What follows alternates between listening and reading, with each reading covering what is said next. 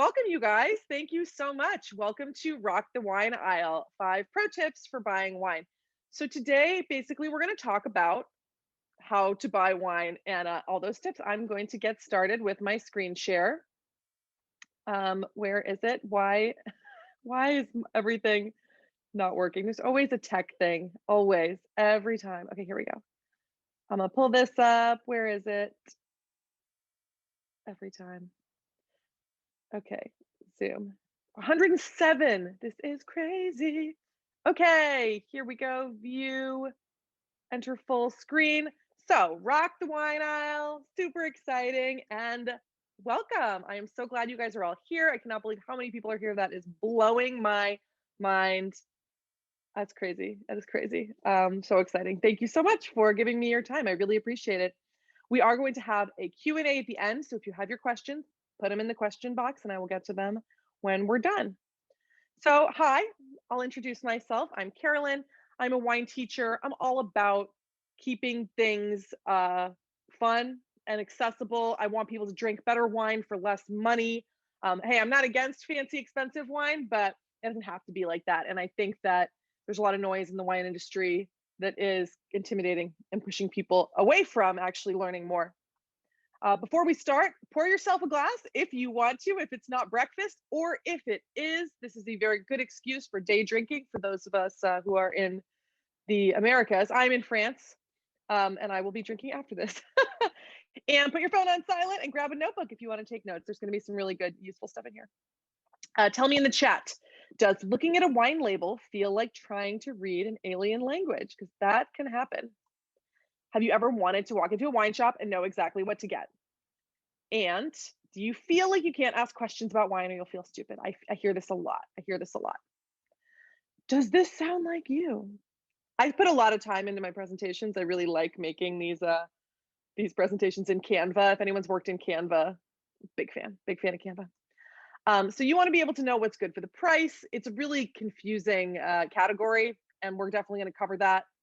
You want to make the best choices for pairings, for gifting, for just life, instead of just staring at the label like, oh, what is going on here? And you want to know what you're talking about. I think this is a really big thing that is kind of hard to nail down. You want to get it. A lot of people feel like they don't get it.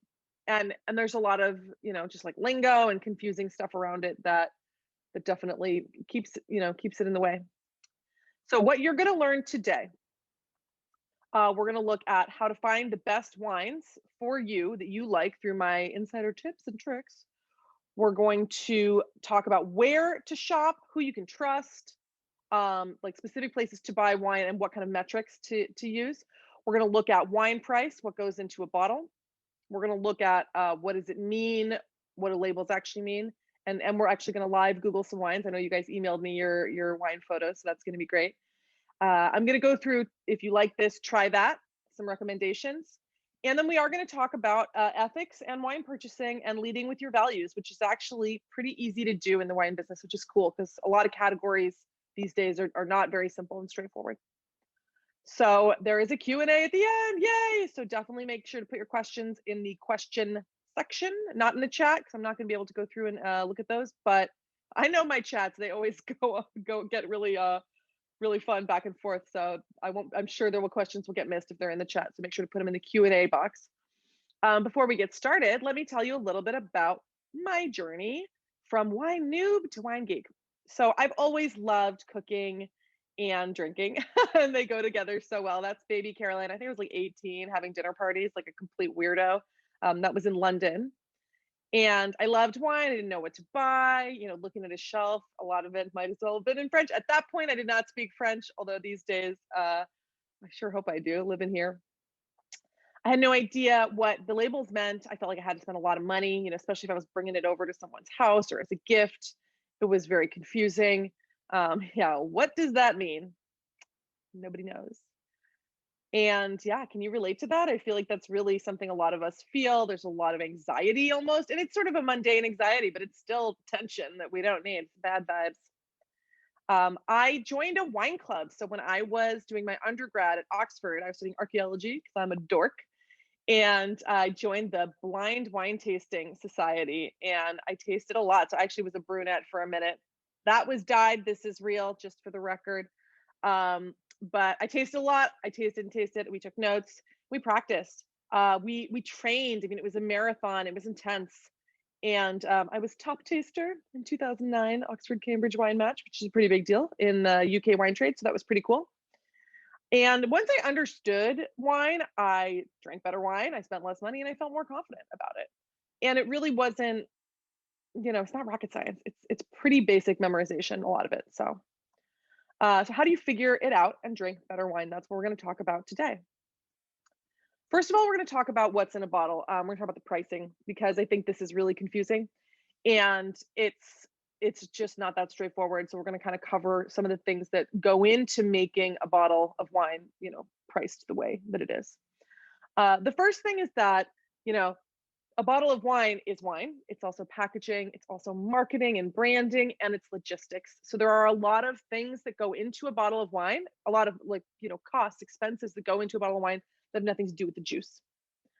Um, First of all, the winery, the expenses of a winery. Making the wine is not just, growing grapes, but, obviously you do have to do that. So land, labor, then there's the winery itself, the facilities, the people that work there, just all the overhead. And that looks different in different parts of the world. So if you're here, for example, if you're in France, you're probably, some people obviously build new wineries, but most people are using, their grandpa's tanks, or they're using infrastructure that already exists. But if you're, building a winery in Washington, you need a lot of investment up front to buy that equipment, to do all of that, and that sometimes has a really long kind of carryover. England, for example, that is a place that didn't have wineries until a couple decades ago, and so for every winery that exists, that's a huge amount of money up front that had to be put into that, and it's one of the reasons that English wine is expensive. But also land. So some parts of the world are more expensive. I mean, a row of vines in Burgundy, which is the map behind me, is insanely expensive. Napa is insanely expensive. It's cheaper, in parts of Argentina. It's cheaper in parts of Spain. So there are a lot of things that go into that, at the winery level, and people as well, labor, which changes. Barrels are expensive. There's a lot of things that go into just in that stage of making the wine, the cost. The logistics and marketing are real. So marketing, if you are dealing with a big brand or a big company like LVMH, Louis Vuitton, Moet Hennessy own a ton of luxury wine brands. They own Veuve Clicquot, they own this and that. And you know that some of your money is going to keeping that beast alive, right? Louis Vuitton, LVMH have to make money. And they, all of those cogs have to be greased and turned. The wine has to get from where it was made to you, which could involve, transatlantic, transglobal shipping. I heard, I bought some wine, some South African wine that went from South Africa to Germany to here, which is just, I don't know, unnecessary, just a lot of logistics. And then we also have sort of tiers, especially in America, that the tier system is pretty complicated. So this doesn't apply necessarily everywhere, but the winery goes to an importer who then, in America, there's a distinction between the importer and the distributor. A restaurant in America cannot buy wine directly from a winery, or even from an importer. They have to be a distributor. So there's a lot of middlemen here, and everybody needs a cut. In England, you can be an importer and a distributor. In Canada, it all goes through the government. So that's a whole nother story. But basically, everybody at every level is selling the thing, and they need to get paid as well. So a lot of that goes into the bottle. And taxes and tariffs. It's alcohol. Alcohol is taxed to high heaven. Tariffs are a huge thing with booze and with wine particularly. And actually yesterday there were some the tariffs against French, Spanish, and German wine were dropped by the US, which was huge because there were 25% tariffs on these wines until yesterday. So that went on for, gosh, almost a year maybe, but it was rough. I mean, it really, like, 25% is huge and really crippling. So government and your politicians have a lot to do with it. I know in certain states, the government, there's a monopoly. Like in Canada, the government controls all the liquor sales In Pennsylvania, it's like that. I think in Rhode Island, it's like that. Some states make it really, really difficult to buy wine, but there's a lot of politics here too that you got to pay for, unfortunately. So I just like love this drunk graphic. Basically, there's a lot that's not wine that is in your bottle, unfortunately. So this is a pretty interesting infographic that I got from actually a company I used to work for called Bibendum. This is in London. So this doesn't necessarily apply everywhere, but I think the principle is pretty interesting. So we have everything between a 5 pound and a 20 pound bottle. And the purple is the actual wine. And you can see how at the cheapest level, there's only 31p are going into the wine. And even by the time you've gotten, £2.50 more expensive, it's significantly increased. So there is a reality of some of these things are kind of fixed costs, like cork does vary, but packaging, is going to vary somewhat, but it doesn't vary that much. Certain duties are not going to vary that much. And so there is a sort of a curve. At the very cheapest, very, very little of your wine or your money is going into wine. But if you just spend a little more, a lot more is. So the difference between 5 and 10 pounds is huge. Difference between 10 and 20 is big too, but it's that's in the UK, and there is pretty good value wine in the UK. In America, I would say that $10 is tough. $10 is tough. Wine is really expensive in the States. You can do $10. $15 is going to be better. 20 should be good, but it depends. A $20 Napa Cab is probably not going to be that great. A $20 Spanish Red, now that the tariffs are done, should be pretty good. So a lot of it is about thinking again, like Napa is really expensive. These are premium wines that come with prestige as well, and that also costs. So how much do you normally spend on a bottle at the store? I think that is interesting. And for the record, I live in France. Wine is cheap here. I probably spend between 8 and 15 euros on a normal bottle. Yeah. But for something like a gift, maybe I'd go up to 25 or 30 if it was something really special, maybe more than that, but I don't spend that much. It's certainly not for wine that I'd be drinking every day. So in terms of where to shop and who to trust, we have some options for sure. The first one is the grocery store. A lot of people shop for wine at the grocery store, and that is because it's easy. You're already at the grocery store. You might as well buy wine there. The grocery store is not a bad place to buy wine. There is good wine there.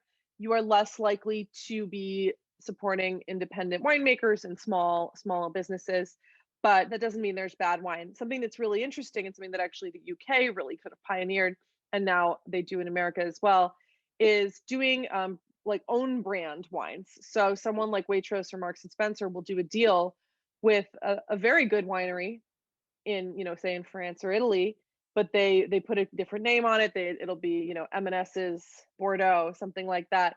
And it's essentially bulk wine that then gets bottled and labeled according for, that specific supplier. So Costco, Kirkland brand. But because Costco has so much power and so much influence, and they are selling so much wine, Costco can rock up to the best winemakers in the world and say, "Hey, make me a Chateauneuf du Pape," and they do. So there's nothing wrong with the Kirkland brand wines. They're awesome. They're awesome. They're definitely they're made by like proper wine producers. They really are. So it's interesting. But you're putting your money into a bigger machine, right? You're not supporting the same kind of level of family businesses or small farms, this sort of thing, which I do think tends to be better value, because again, kind of the bigger the machine is, the more of your money is going into other to people, all the people that have to work there, all the people that have to be a part of it, and to places that aren't necessarily the juice. Online these days, wine.com in 2020 like tripled. I actually used to work for them as well.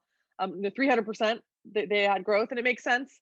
They they know what they're doing and they're good at it. I know that in the UK, online wine sales are up in the world, in France too. Canada is tough because again, you guys, I'm sorry for you. Canada, the wine situation is rough there, but I'm pretty sure you cannot buy any wine that is not from your province online, which is pretty limiting. But online is fine. I think, part of online, you're not going to be able to taste your wine, so you might want to buy something that you've already had. or someone like wine.com does have live chat recommendations. But I do think it's, it's a totally acceptable way to buy wine. The reality about wine shipping is that if it's too cold or too hot, your wine can be damaged, bottles can break, this and that. But online is a perfectly acceptable way to buy wine. Some of the really good websites in the States are wine.com, of course, Wine Access. A lot of wine clubs are online. A wine club would be you maybe have a monthly membership, you just shop through them. A lot of wine clubs buy bulk wine and then brand it themselves. So when I say bulk wine, I mean they buy wine that's not bottled, and then it comes over in a shipping container, and then they bottle it and slap a label on it. So the transparency there is limited often. And I'll show you this when we are kind of in the Googling section of this presentation, but sometimes it's really impossible to actually find out who made your wine. And that's a real issue. And then wine shops, actual humans who know their selection and are paid to help you find something you love for the right price. If you have a wine shop, especially an independent wine shop, this is where you should do your best to shop. These people need your money. They are, I mean, all small businesses, independent businesses are struggling, and this is where you're going to get the most personalized help. They're not trying to screw you. They're doing their job. They're excited. They want to talk to you, and they want you to listen to them. So be open-minded. Go into your wine shops and trust them. They know their selection. Wine shops are the best. Support your local wine shop if you have one. I think it's really, really important to try to do that and to develop a relationship too. I mean, one of the things I love about France actually is that kind of like community vibe where I know all the shops, I know everybody everywhere. Like we really have this sense of local community, and having a local wine shop and getting to know that proprietor or whoever works there is really, really a wonderful kind of gift you can give yourself too. You're going to get better wine. They're also more likely to shop or to buy wine from smaller companies that have lower overheads and fewer people to hire. They're going to be buying wine made by small families, farmers, the kind of wines that really are close to the earth and really special. Or you can buy wine at the winery. Obviously, if you have that option, that is the best. That's the best. It's the cheapest. And you actually get to meet your winemakers and see where the wine is grown. So if you do live in a wine region, and even if you don't live in a wine region, or you think you don't, you might. There is wine in surprising places. I know we had someone from Norwich. There's definitely wine up there somewhere. Check it out. Check it out because it's really fun going to the winery. And yeah, that's the best if you do have that option, of course. So where do you shop for wine most often? Probably a lot of supermarket. Let's see. I'll check in on the chat. Um, where is it? I lost it. Here we go. 52. You guys are going. Yeah, Canada. Canada is intense. Naked Wines, Waitrose. Yeah. Local wineries, liquor store winery. Yeah, we got a lot of options. So Aaron says Binny's, Total Wine, Bevmo. So those are examples of wine shops, but they're definitely chains, or maybe Binny's is a franchise, but it's those are gonna have bigger wines rather than the smaller productions. If you have an independent wine merchant, that person needs your love. But Binny's is great. I've been to the Midwest. My dad's from Indiana, so whenever we go to Chicago and my family in Illinois, we go to Binny's. I don't think Indiana has Binny's, but Illinois does. Okay, so what to trust? The experts are here to tell you what they think. I don't do wine reviews. You may not have noticed that if you haven't been around my world for very long. I don't do wine reviews because I'm probably not drinking the same wine you are, and like I just don't. I'm not interested. I don't care. I want you to have your own opinions, but there are ways you can look at other people's opinion and hopefully trust that. Medals. Medals are awarded at competitions by groups of experts. They are flawed, but they're not illegitimate. If a wine has a medal, it means it was submitted to a competition and a group of judges, a panel of judges judged it. But basically, so for example, judging, you go and you can judge. Like I was supposed to judge in a Beaujolais competition, and it would have meant me tasting like hundreds of Beaujolais in an afternoon. They're all going to taste kind of the same at the end of the day, right? And so there's definitely some fatal flaws in the system of metals, but they're not meaningless. But also, a lot of wines never are submitted. So like you have to be submitted. You have to submit yourself. You have to basically, I think you often have to pay to be judged. So I wouldn't like dismiss a wine that doesn't have a medal, but a medal is a good sign for sure. Points are given by individual wine critics, wine publications. I think these are certainly a good indicator. These are judgments by people that are professionals and know what they're talking about, and that are rating wines for you, for consumers. So I do think points have value. I think they're kind of passe. They were something that were very, very powerful back in the day, and actually, influenced wine styles. Robert Parker made wine richer, basically red wine. All red wine started to taste like Napa Cab after a while. So we're kind of coming away from that heyday, and so I think that there's slightly less influence there. Now it's about user reviews and apps. People love Vivino. They love Delectable. Um, my opinion, I actually just had a look through Vivino the other day. There's a lot of really cool information there. But remember that user reviews are user reviews. You go on Yelp and there's some idiot who doesn't like something for some stupid reason. Just because someone doesn't like a wine doesn't mean it's not good. Doesn't mean you're not going to like it. So I would take the apps with a grain of salt. The thing about the apps that is really awesome is keeping track for yourself, keeping your own records, storing your own information. So I do think the apps definitely have value for that. Let's see. So do you use the apps and do you trust metals? Tell us in the chat. Top tips: shop local. We talked about this. I will always talk about this until the cows come home. Rebel: wines come in and out of fashion. So if you ignore what's trendy, you can have great wines that are not very popular. For example, Fumé Blanc was a thing that was very popular in sort of maybe the 80s, right? And now it's pretty passe. It's Oak Sauvignon Blanc. White Bordeaux is also Oak Sauvignon Blanc blend from Bordeaux, the white wine from Bordeaux. That basically Fumé Blanc was the American version of that, and it just is not trendy, and it's awesome, and it's not that expensive, and yeah, why not? And I think that then trends will just drive the price up. Again, Napa Cab, super expensive, very, very trendy. Everyone loves it. Merlot got a really bad rep from that stupid movie Sideways. Pinot prices went up and Merlot sales went down. That actually happened because of this movie. And so Merlot is great, and people still forget about Merlot, one of the world's great wines. If you've never heard of it, it's not famous, and it's probably going to be cheaper than something that's famous. I mean, go to Italy and all the crazy grapes they have there that no one's ever heard of. That's where some good stuff is. A lot of the really famous grapes are French, and there are historical contextual reasons for that.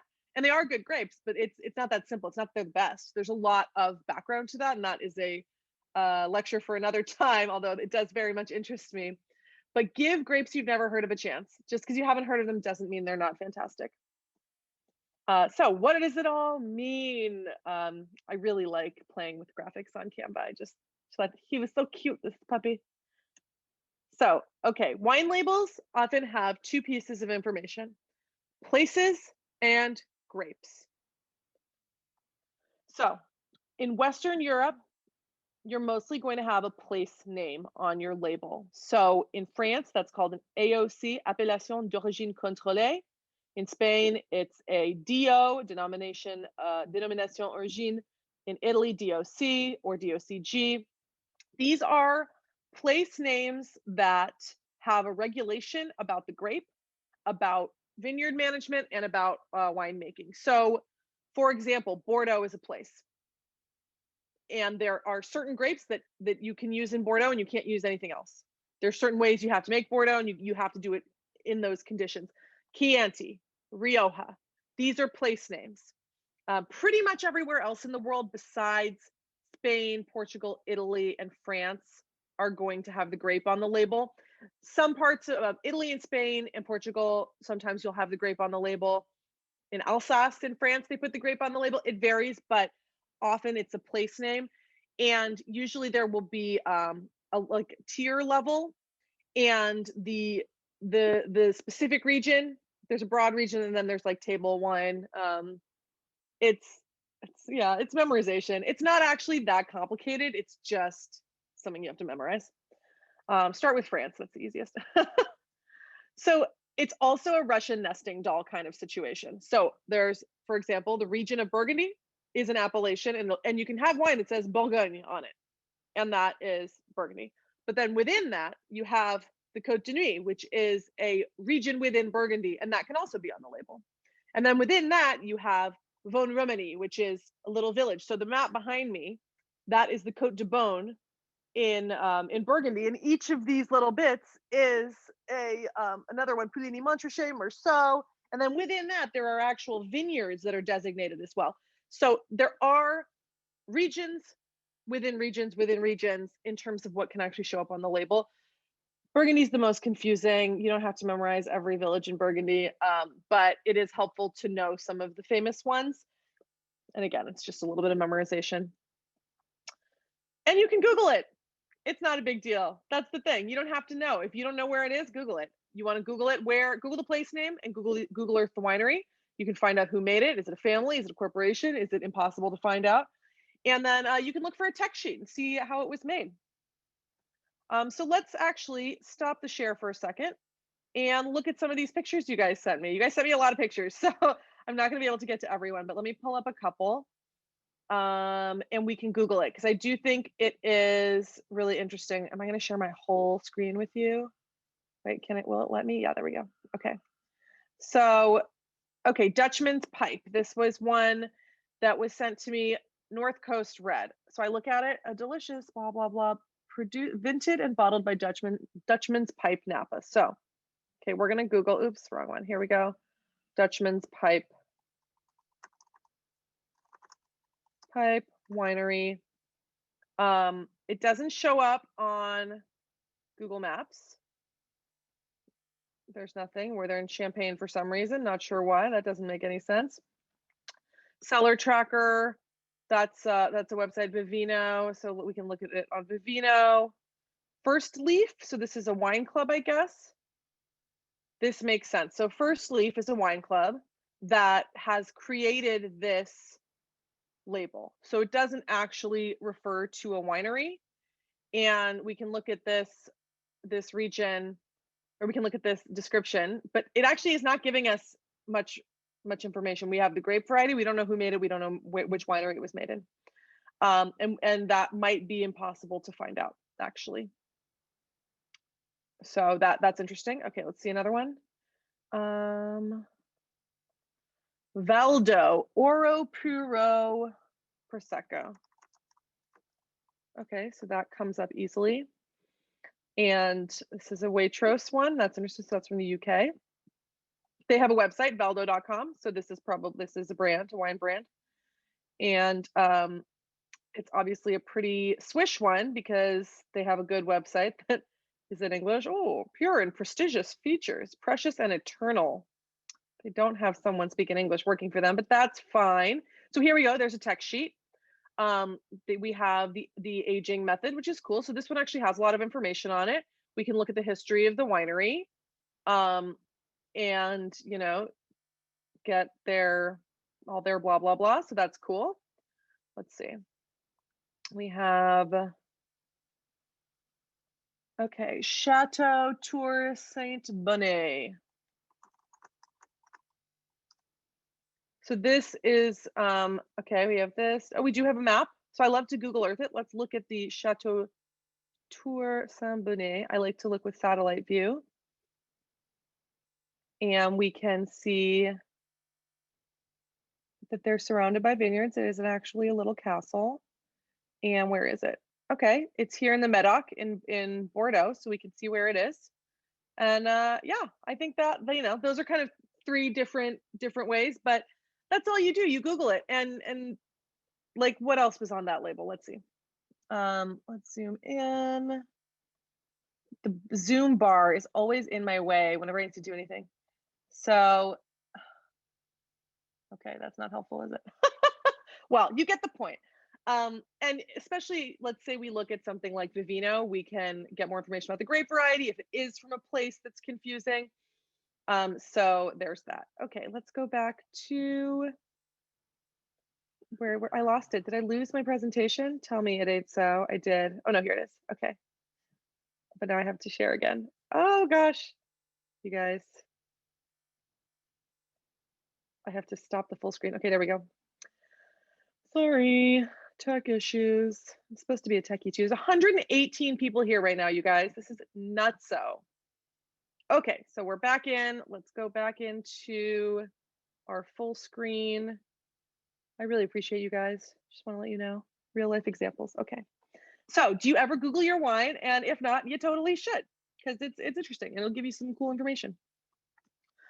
If you like this, try that. So during this section, I'm just going to throw out a few really, popular wines and some options for what you might otherwise like. If you have a favorite wine, pop it into the queue, and I will A it later. And basically, pop it into the Q&A section, and I will give you some recommendations at the end. Okay.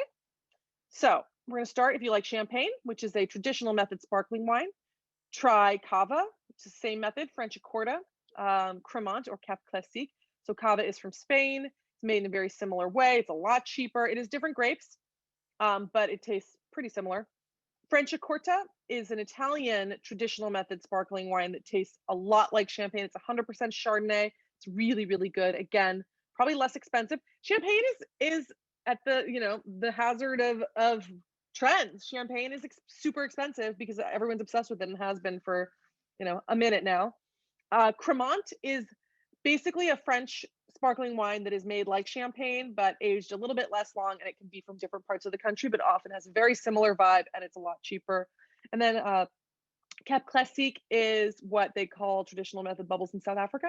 There's some very good South African bubbles. I really like Graham Beck, particularly. That's a really good good bubbles from South Africa. There's also really good English sparkling wine. There's really good sparkling wine in Australia and from Tasmania. So, and California has sparkling wine too. So if you like champagne, try anything that says traditional method or champagne method. Should be pretty similar. If you like Pinot Grigio, and Pinot Grigio, just in case you didn't know, is this, it's kind of a pink color there. If you like Pinot Grigio, Pinot Grigio kind of tastes like nothing, which means everyone loves it. It's inoffensive. You can try unoaked Chardonnay. You can try Trebbiano, Fiano, Soave. These are all Italian whites. If you like Pinot Grigio, you probably are going to like other Italian whites, which tend to be pretty neutral and pretty sharp and bright. Really good picnic wine, really good barbecue wine, summer wine. If you like Sauvignon Blanc is really aromatic, really smelly. Try Albarino from Spain, from Galicia. Spain is really wonderful. Albarino is delicious. It has a lot of that fruity floralness. Gruner Veltliner, this is an Austrian grape that's really, really good and has a lot of acidity, really good sharpness like Sauvignon Blanc. Verdejo from Spain is another one that has this kind of fruity floral thing. And then dry Riesling. Dry Riesling is made all around the world. Germany, Spain, sorry, not Spain. Germany, Alsace in France. In America, we have Riesling. There's lots of good Riesling in Australia. So that can be really nice. If you like oaked Chardonnay, you could try some really good Chenin Blancs. Some of them can be oaked. White Rioja, White Bordeaux, which is going to be an oaked blend of Sauvignon Blanc and Semillon, or more Chardonnay. There's Chardonnay all over the world. So if you like oaked Chardonnay, just get really into it because it's a really cool category that is also kind of off trend right now. But the best whites in the world are oaked Chardonnay, you guys, and they come from Burgundy. Well, not the best, the most expensive. If you like rosé, you might like Chablis. A lot of the really pale rosés. I know this is not a picture of pale rosé, but a lot of the pale rosés are very minerally and steely. You might get a little bit of that from Chablis, which is an unoaked Chardonnay from France. You might like Beaujolais, which is a super light red, or Pinot Noir, again, a light red, or more rosé. There's a ton of different rosé. Rosé is a really specific category that has a lot of different styles. So I probably will be doing a rosé masterclass at some point, maybe over the summer. So stay tuned for that. If you like Pinot really is one of the most popular grapes of all time. People like Pinot because it's pretty light and juicy and fruity for a red. It's not super chewy. So you could try Gamay, which is the grape in Beaujolais. You could try Barbera from Italy. That's really beautiful, really juicy, not chewy, really bright and wonderful, pretty light. Try Nebbiolo, which is from the Barolo region in Piedmont. Barbera is also from Piedmont. There's an obscure grape called Valdegui. There's a bunch of stuff that this is Pinot's pretty specific. There's not a ton of red grapes that are in this lighter category. So Pinot definitely is an interesting one. If you like Syrah or Shiraz, which are the same grape, by the way, try Carmenere. That has a kind of really spicy thing and we get Carmenere in Chile. You can try Merlot, which has a lot of wonderful juiciness and kind of plum aromas. Malbec from Argentina, or something like a Chianti could be really good. If you like Cab, Go back to Merlot, give it a chance. You could try Tenat from Uruguay, which is really rich and chewy and interesting. Again, Malbec, especially some of the higher quality Malbecs from Argentina. And something like Aglianico from Italy, which is a big, bold red. And ask me in the Q&A what you want a recommendation for, and I'll get there at the end. So, what is your favorite wine? And then I will give you a recommendation. So, now we're getting to the really important stuff. I want to talk about wine and our values. And I know we're all trying to be good these days, and that there's a lot of difficulty figuring out what's good, what's not good, what's good for the environment, what's good for humanity, what's good for us. And, are my clothes made in a sweatshop? Like stuff like that. Is this recycled toilet paper?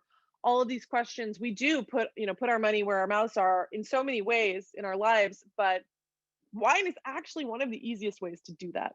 And so I just want to cover a couple things that I think are really interesting, and some things that you can look into while you're shopping for wine. While you're Googling it, you can think about these things. So sustainable farming, additives during winemaking, human rights, and the patriarchy. So these are what we're going to talk about now.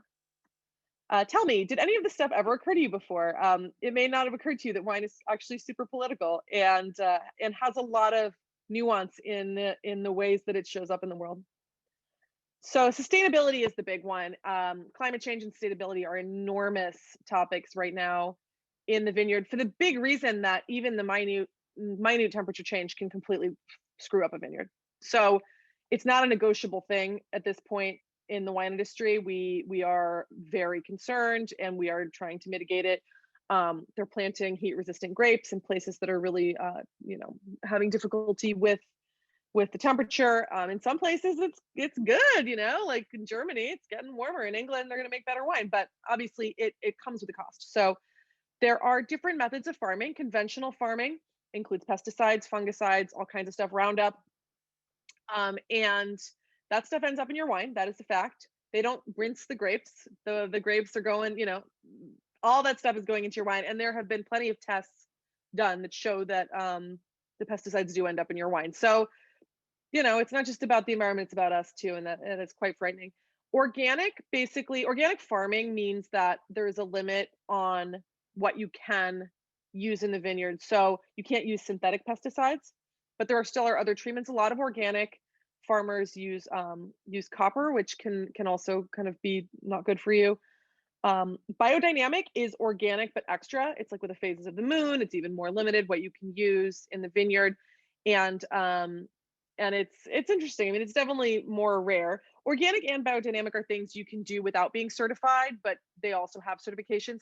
And each country has sort of slightly different rules on what it actually means. So it's not perfect. It is nuanced. Ultimately, it's a lot easier to be organic and biodynamic in certain climates. The big enemy of organics is humidity, because grapes are very susceptible to fungus and to those kind of infections, and so you need fungicides if you're in a place that's damp. So that really is, it can be very difficult. If you are in somewhere that is dry, it's a lot easier. So it's like really easy to be organic in Mendoza because it's at super high altitude, it's super arid, and so they don't have problems with that. And then there's also the carbon footprint. I mean, think about shipping full wine bottles around the world. That is a serious cost. Glass is expensive in terms of carbon production. Even recycled glass is expensive in terms of carbon. Glass is not a sustainable vehicle for our wine anymore. And I think at this point, it's up to us as consumers to encourage alternative packaging, to be open-minded about it. There's nothing wrong with wine in a can if you put good wine in a can. There's nothing wrong with wine in a box if you put good wine in a box. Not every wine is going to be suitable for that. Some wines you do want to age, but most of the wine we drink, it's ready to be drunk now. It doesn't need to sit around for 10 years, and it's going to be fine. And if you put it in a box wine is actually awesome because you can go in and out of it for like 6 weeks, and it doesn't go bad. And it's a vacuum seal. Like there definitely needs to be a wake up call with consumers that the packaging doesn't actually say anything about the quality, but the producers are not going to be willing to put the good stuff in the cheaper packaging, in the less carbon expensive packaging, unless we show a willingness to embrace it. That is happening with cans in America. Some really interesting, cool people are putting great wine in cans. And, there's more opportunity for design and marketing and branding. I mean, it's cool. It's really interesting. So, team alternative packaging here. In terms of what actually goes into the wine, sulfites are not a big deal. Sulfites are the boogeyman. Sulfites are a really important part of winemaking, and modern winemaking uses them really intentionally and judiciously. They're not just like, oh, thrown in there. They kind of used to be, in the 70s and 80s before we understood how they worked as well. But now we do understand, and they're used only as much as they're needed. What they do is they bind to free oxygen and they keep your wine from turning into vinegar. They also keep it from going bad, from having like bad yeast take over. They keep the wine from spoiling from bacterial spoilage. So they are a preservative, and they are really a part of the winemaking process. Good winemakers don't use much, and you're probably not allergic to them. Sulfite allergies are really specific. They're allergies. They like give you hives, and your throat closes up. People that have sulfite allergies can't eat a dried apricot. You can't have a McDonald's French fry. You can't eat a like prepared fruit salad. All that stuff is sprayed with sulfites. Um, so yeah, you have a headache because you drank too much, not because of sulfites. But there are a lot of other additives. So you can add yeast to wine, and in a lot of winemakers, natural winemakers, quote unquote, they don't add yeast. They just use the indigenous yeast in the atmosphere to have the wine do its thing. And of course, that is the OG way of doing it. But sometimes that's a risk, and wine can get stuck, or there can be bad yeast. So I don't think adding yeast is like an evil thing. Most commercial wineries do it, but a lot of great wineries don't do it. A lot of the times you will add yeast nutrients to keep the yeast alive and doing its thing. So that's like nitrogen. A lot of winemakers will add nitrogen. And the thing is, right now there's a lot of talk about putting ingredient labels on wine, but a lot of the things like the yeast nutrients, like the nitrogen, like it'll have a scary name that's like a brand name, and then people are like, oh, what's this chemical? But like the yeast nutrients aren't the problem. Adjustments are real adjustments. You can de-alcoholize a wine. That's not an additive. That's more of a process. You can add sugar, add acid. You can't legally do that stuff in a lot of parts of Europe, but you can definitely do it elsewhere. You can add food coloring, mega purple.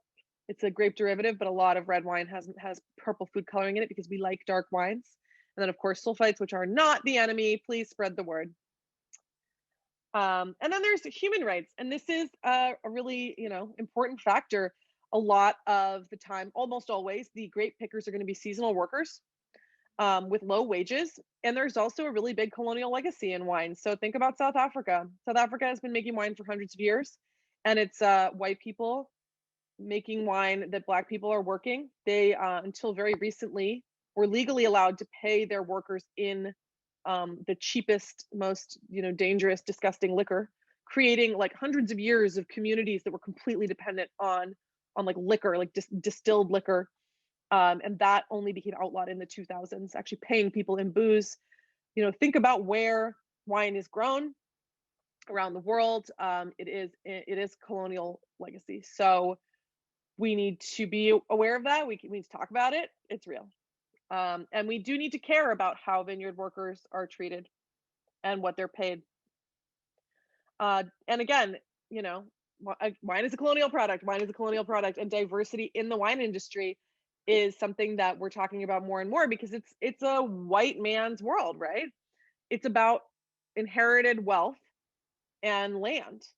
So right now, I think we're finally seeing a lot more female winemakers. We're seeing more people of color in the wine business being recognized. There have been a lot of barriers to entry for both women and people of color. So buy wine made by women, buy wine made by people of color, support those businesses. I mean, that's equity. That's literally putting your money where your mouth is. And I think it's something that's really exciting if you have the option to do it. And these days, it's about Googling it. And I will follow up with some resources on where to find wines made by women and people of color on, some articles you can read about it, because I think it really is interesting and it's something we don't think about a lot. And, I think it's really important. So I want you to consider it when you do your wine shopping, that your dollars or pounds or euros or Canadian dollars can really make a difference. They can really make a difference into where power shifts. And I think that's something that we're all looking forward to. Oh, smash the patriarchy, right? So what contemporary issues spark your interest about wine? You know, everybody has a thing, right? But you really can find a way to use your wine purchasing to align with what you believe, and I think that that's really cool. So for me, I really do focus on supporting female winemakers here in France. That's something that's really important to me. Although it has gotten in the way of me trying to find a winemaker husband who lives in a castle because I always go visit female winemakers. Oh man, maybe it was a flawed plan. So we're still going for the Q&A. You're here today because you want to buy great wine. You want to know what wine to choose. Oh, there's a little Spanish flag because Spain is awesome and good value. You want to know what you're talking about like you do in the rest of your life. And now is your time, you guys, because it's your time to stop feeling intimidated. It's not rocket science. It is just kind of memorization and practice. You can be wine confident. He looks confident, doesn't he? Yeah. I'm introducing, super, super excited, the Digital Tasting Club. So, you guys, I am so excited to announce this. I've been working on this for a little while. It's been a secret. The Digital Tasting Club is here. So, what is it? The Digital Tasting Club is an online wine community where we have monthly Zoom tastings with me, and it's an exploration of the whole world of wine. And these won't be like workshops like this where I'm just talking at you. These will be like gallery view Zooms where we're all talking together. And we will, it's going to be great. Okay, move through the slideshow. I'm getting too excited. What makes it different from all the other online wine tastings? Obviously, it's going to be different, right? And it's because of you and me. You're awesome. You've been to wine tastings before. They can be intimidating. They're really geared towards professionals. There's a lot of lingo that doesn't necessarily make sense. You're, just trying to figure it all out, right? And then there's me. I'm here trying to make it easy. And it is something that builds over time, but we can get there together. We can get there together. And I'm fun. So you want to hang out with me once a month on Zoom. My clients love me. It's a fact. I'm not going to read these out. You can read them, but it's been so incredible watching my community just explode this year.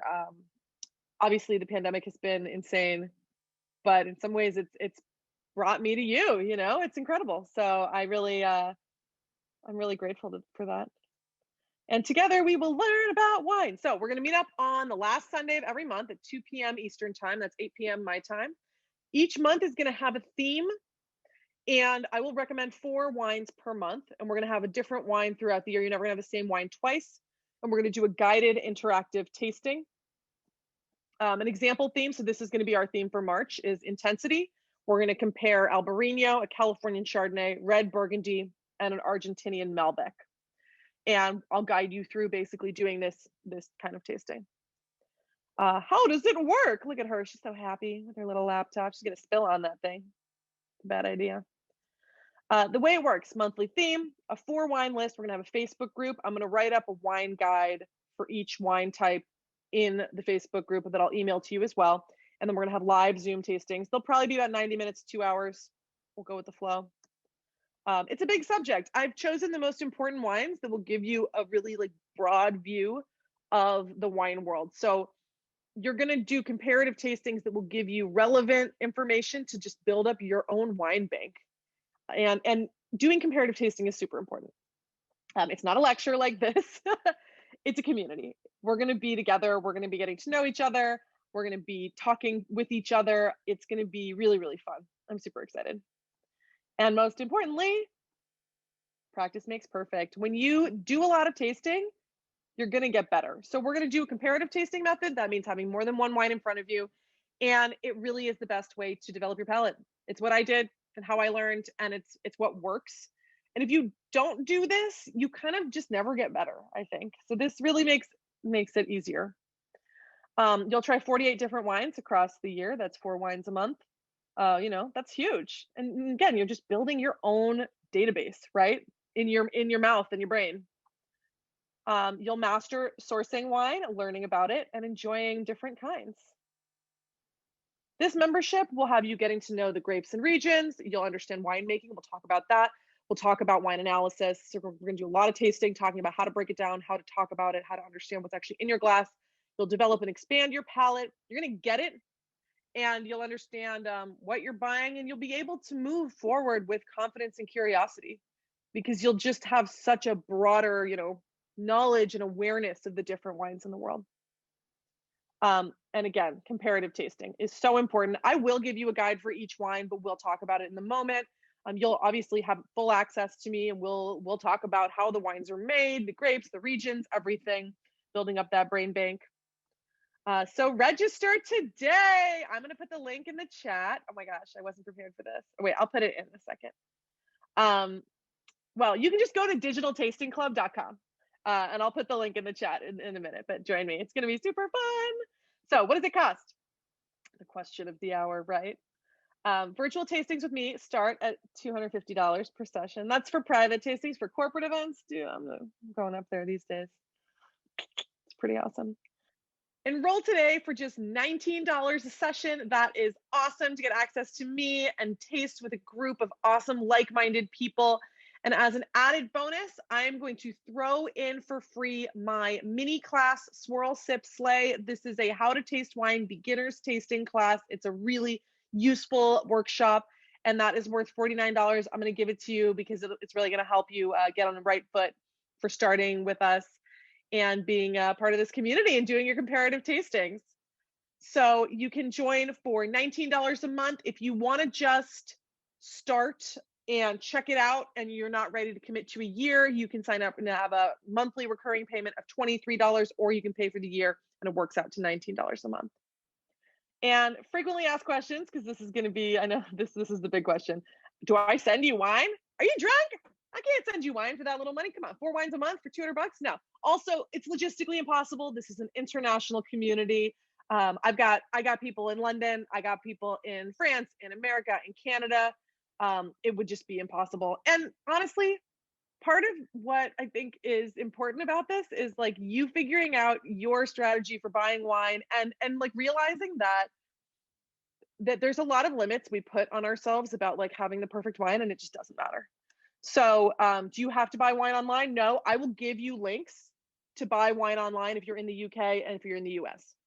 So I will give you options to buy online if you want to, but you don't have to. And I encourage you to shop at your local wine shop. And what if I don't have the exact same wine? It doesn't matter. It's not a big deal. If anything, it gives us something more to talk about. So this is something that I actually like argued with a friend about the other day. And he's like, well, I want the exact same wine as you. I'm like, well, I'm the expert and I'm telling you it doesn't matter. So chill out. It definitely doesn't matter. So in some ways, I actually really think it's going to keep it more interesting for all of us to be able to talk about the differences between what we have. So sign up today, yay! And be a founding member, so exciting. And yeah, special price ends on Monday, and that will be for the year, and we will meet up once a month. It's going to be super, super fun. And finally, it's time for the Q&A. So I'm going to get out of the share. Let me put the link in the chat.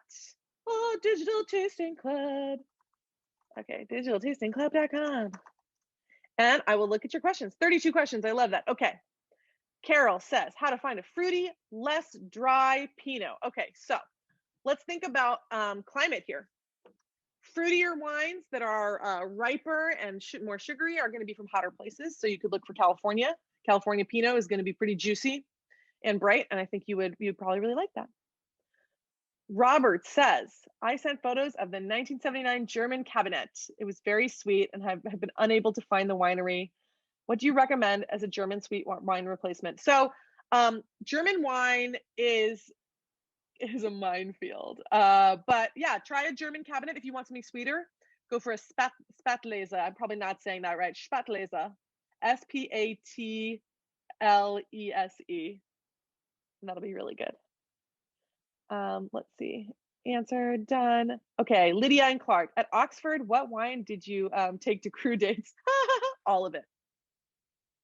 All of it. I was not on the rowing team. Let's see. Deb says, when you said you buy $10 wine in France, is that local French wine or imports? It's local French. There is very little market for foreign wine here, unfortunately. So French wine. I would love to be getting foreign wine. Michelle and John Lewis, I'm looking for 1962 vintage of something to open in 2020. 24. I like reds mostly. How to start looking. So I'm assuming that's for a birthday. I would, if you have a fine wine merchant that has some fancy wine, I would check that out for sure, and ask them.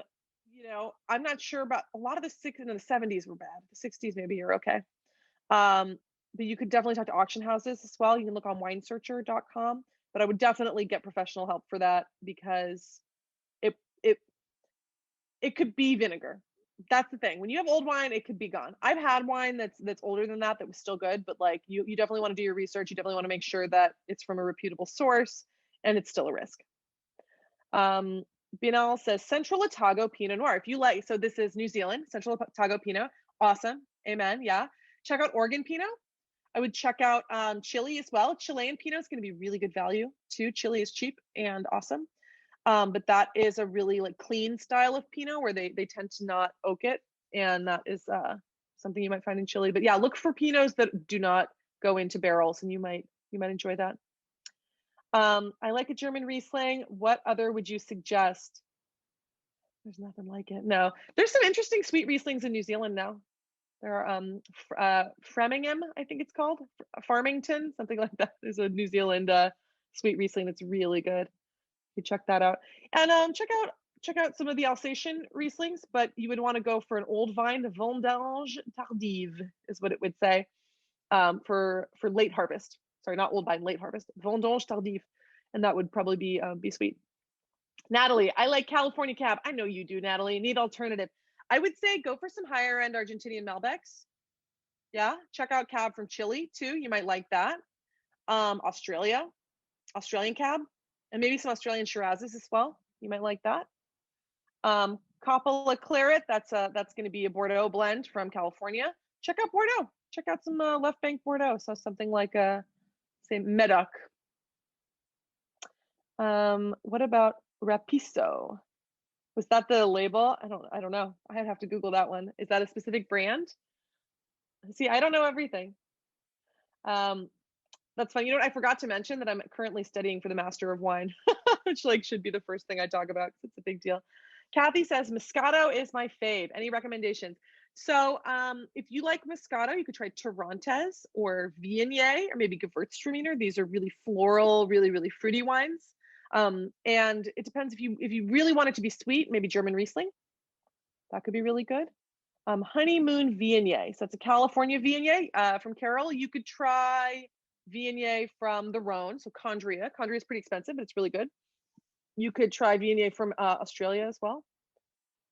Or Torrontés as well, actually, you might like. And Gewürztraminer. Again, Viognier, Gewürztraminer, Torrontés. These are, and Muscat are Moscato, really, really aromatic grapes.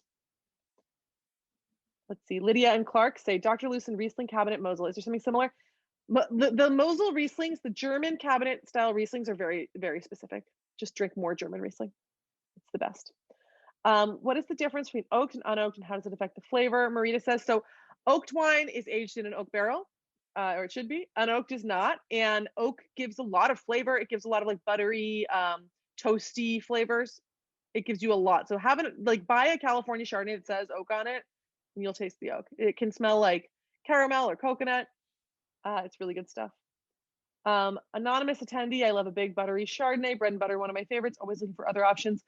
I would say that you're going to stay with Chardonnay. California is the most part. That style is pretty out of trend right now. Australia too. You could definitely get some buttery Chardonnays in Australia. Allison's favorite wine is Amarone. Amarone is also really specific. So Amarone is actually made from dried grapes. So I can't help you there. You're just gonna have to stick with Amarone, and you can send me a bottle while you're at it. That stuff is expensive, but very good. Kenny's wife loves Pinot Noir. I think you could definitely try good Beaujolais, high quality Beaujolais, like a Morgon or something like that. Check out Cru Beaujolais. That'd be really good. A great Tempranillo that I would recommend, not specifically. I mean, there's so much good Tempranillo. Go to Spain, try Ribera del Duero, Rioja. Yeah, I don't recommend specific wines very often. Let's see. My local Bristol Farmers Market has a great selection. They always have 10 wines for $10 under. Yeah, try it. Why not? What's gonna happen if you spend $8 on a bottle of wine? You don't love it. You cook with it. Deb says, I like Beaujolais Village, Louis Jadot. What are good alternatives? So Beaujolais Village is a really, really pale light wine. I think you could try a light Pinot from Burgundy or a Barbera again. That would probably be in that category. Laura says, does organic wine have the same shelf life? It should, if they're still putting sulfites in organic wine. Sulfites are really kind of the thing that will keep your wine alive for longer. Natalie says, Black Pearl Wines, family owned, run by a woman. Amazing. And Cynthia asks, what do you mean by chewy? When you have like a thick, chewy cab, you got to join the club and we'll get there. You'll know.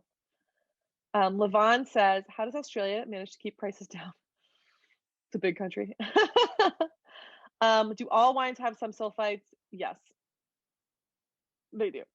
Why don't wines require a nutritional label? I don't know. I mean, because mostly it should just really be grape juice and sulfites, but I think it's because it would really freak people out because they don't understand what it actually means to. Even just contains sulfites on the label has already freaked people out. So, Lydia, when we're allowed to travel, which winery should I visit in Bordeaux? Oh, all of them. Ducru Bocayo is really wonderful. If you want to visit Bordeaux, you definitely should probably hire a tour guide because getting into the good places, you need connections. Let's see. Do you taste a difference in cork versus screw cap? No, unless the wine is corked. If a recipe calls for dry red wine, what are good inexpensive choices? Pretty much everything is dry for the most part. Cote de Rhone. Cote de Rhone is cheap and delicious. Female history student, and I'm now aware of this. Are there any apps that can help with understanding colonial legacy? No, unfortunately, not really. Are pet nat wines good, or is that just a new trendy thing? They certainly can be good. Why not? A pet nat is a ancestral method sparkling where the fermentation just finishes in the bottle, so it's not a double fermentation; it's one fermentation. Douglas says, are you excited that the wine tariffs have been suspended? Yes. And it didn't affect prices where I live because I'm in France. It affected prices in America and was a nightmare. So I think it'll be over. They're not going to keep it. And Rayanne says, what's the average price of the 4 bottles per month in Tasting Club? It depends. It's up to you. I'm going to try to keep it at a minimum. So in the lineup that I showed, it was what did I say? Albarino. Albarino shouldn't be expensive, less than $15 for sure. An California Chardonnay, that could be up there and like more like 20. Argentinian Malbec could even be 10. And then a Burgundy would be probably more like 20 or 30, but it depends. It's up to you, and you can make that judgment call about what works for you. It shouldn't make a huge difference, but they should even out. I'm never going to give you 4 super expensive wines. And I'll give you options too, but it also doesn't matter. Like if you get a cheaper one because that's what you can afford, you're still doing the thing by doing the comparative tasting. I think that's the really important part. If you join the digital tasting club and can't make this a designated Sunday, will there be a chance to pull up afterwards? I will record the sessions and post them in the group, but yeah, I mean, you can do the tasting for sure. Let's see. Cork or twist off, way easier. I think I want your job. Yeah, well, it took me 13 years to get here, so get in line. Everyone says that. Let's see. Tanya says, I lived in Chile. Amazing wine we don't get here in Canada. New Zealand Sauvignon Blanc is my favorite. Similar recommendations. Honestly, Chilean Sauvignon Blanc is probably the most similar. California can have some really nice Sauvignon Blancs too. Victoria says, what does old vines mean? Old vines are literally old vines, like old vineyards where the vines were planted a long time ago. It's not like a legal designation, but generally after 30, 40, 50 years would be old. It depends on who you talk to and how old they are. Let's see. Are buttery Chardonnays sweet? So no, they're dry. And that is a technical term that I deal with in the mini course Swirl Sip Slay. And it's something we're going to talk about a lot in the club because it's a big kind of misconception. But Chardonnays are dry. They are not sweet for the most part. They might be fruity, but they're not actually sweet. Sweetness is about sugar. Kirsten says, hi, Kirsten. Kirsten was at college with me. Thanks for showing up. My local wine store does a mixed pack of 6 wines for 60. When wine shops do that thing, what does it say about the wine? Does it necessarily mean they're lower quality, harder to sell, weirder, something else? No, I mean, it's the shop doing a deal. It's good. I mean, they probably vary. There might be some that round out the others. They might be doing a promotion. They might be trying to get rid of, just the older stock, I'd say go for it. That's awesome, especially if it's like a local wine store that that you trust that has a good selection. That's great. I love that. Let's see. Okay, sorry, Anthony. Brands would you recommend for Ripasso? So we actually talked a little bit about Amarone, which is made from dried grapes. Ripasso is made from the like leftover dried grapes, like the gunk, and then they let new wine like sit in that for a while, and then that gives it flavor. Specific brands, I don't know off the top of my head. I don't roll that way. If you ask me for specific brands, I will almost never give you one. Um, is the Digital Tasting Club website not working? Of course it's not. Let me see. It should work. I try to sell you something and then it doesn't work. It does work. Here we go. Natalie, you scared me. Oh, it's because I sent it to only myself. That was really helpful. So Lydia and Clark says, what does Premier Cru mean? That is, depends on where you are, but it means it's one of the appellations, one of the regions that is higher level. So it's a kind of category with, it's part of the Russian nesting doll system. But it means like first cru, and usually it refers to a vineyard, but sometimes it refers to a chateau. Not a clean answer. Sorry about that. Are there any more questions? I cannot believe we had so many people here today. That is wild. I'm just like blown away. Absolutely blown away. Let's see. I see one more. How do we know when a certain year of wine is too old? If you're asking that question, it's probably too old. I don't know. Wine goes bad. It totally depends. The wines that are meant to age are very specific, and they are, you know, yeah, they're meant to age. But I would say for a normal bottle that you've like had lying around your kitchen, drink it yesterday. Thank you guys so much. This was so much fun. Oh, I got another question. Let's see. Oh, Natalie, okay, you're telling me. I will fix the website, okay? Give me 2 seconds. I'll fix it. I'm like, you guys, I'm not a techie, and I like made my website. I do everything. So give me a break on the tech stuff. I do my best. It's so hard. But you guys are awesome, and thank you for trying to go there. Okay, there we go. Which button doesn't work? I'm just looking at all the buttons now. Allison says, can you explain how to select quality Bordeaux wines? You got to join the club to find that out. I think Bordeaux has a lot of range. There is cheap Bordeaux, there is good Bordeaux, and they taste very different. Like the cheap Bordeaux is still good, but it's lighter in style. An alternative to Barolo, come on, that is a very unique wine. I would say that Burgundy. Natalie, I'm looking at this and it works. I don't know what to say to you. We'll see. I'll fix it. Thank you guys so much. This was so great. Ice wine is amazing. Of course, Vicky. Ice wine's the best. It's delicious. What am I gonna drink after this? It depends. I have beer and I have some cider, but I'm gonna go down to the cellar with my neighbors, so maybe I'll go grab some bubbles or something. Valerie says, what time is the wine tasting club? It's at 2 p.m. Eastern time, 8 p.m. my time. So all the information is at digitaltastingclub.com, and I'll email it to you as well with the replay of this. And I just want to say thank you guys so much. This was such a blast. I'm like so blown away by all of you. You're awesome. Thank you. Thank you so much. Bye guys.